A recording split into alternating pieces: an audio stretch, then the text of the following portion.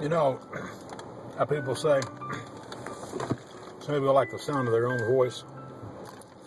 Well, that's not me. I'd just soon not talk.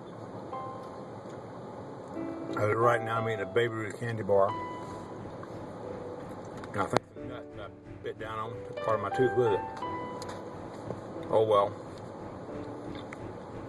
I guess it's worth it. I mean, how bad can a candy bar be with the name baby in it? Although now that I think about it, I have had a few babies bite down on me. They do hurt. But getting back to the subject at hand,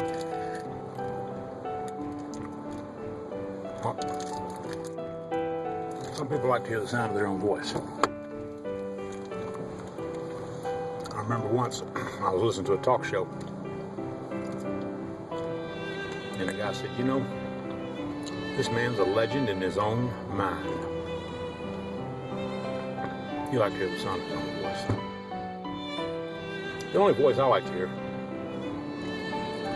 on a regular basis is the sound of my lovely wife when I'm laying in bed at night. My wife always has a lot to say. Since I don't want to talk, I get to listen. And when she talks, her soothing voice puts me right to sleep. And some would say that's wrong. Those are the ones that don't know what they're talking about. If she can talk, and she enjoys talking, and I enjoy listening, and it soothes me so I can go to sleep, I'm listening to her right up to the moment I fall asleep. And we can get the rest of that tomorrow. It's like Winnie the Pooh was listening to the Wise Old Owl, and he fell asleep. And the Wise Old Owl said, "Wake up, Winnie the Pooh." He said, "I'm sorry, I had some fluff in my ear." I said, "What part did I stop talking to?" He said, "I don't know, the part with fluff was in my ear." I said, "Well, what was I saying?" He said, "I can't remember, I was asleep." So, the moral of that story is if you're asleep, you may not hear what they're saying. Which reminds me of another true story. I was in church one Sunday, massive church. There's probably 11,000 people there. Pastor was up to give a speech, very well-known speaker. His wife was up there with him.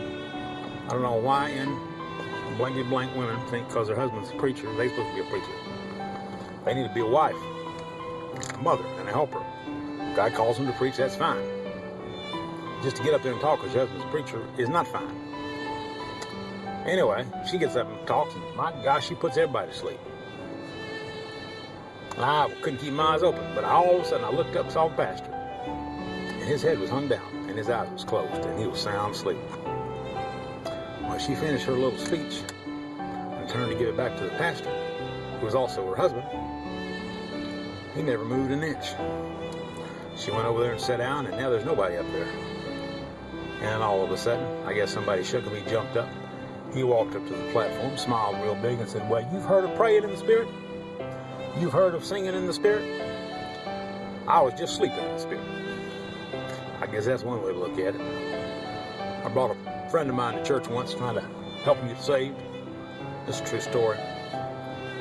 His name was Ed Brown. He left to wear cowboy hats. This was in Texas. And so, we're sitting there in the audience.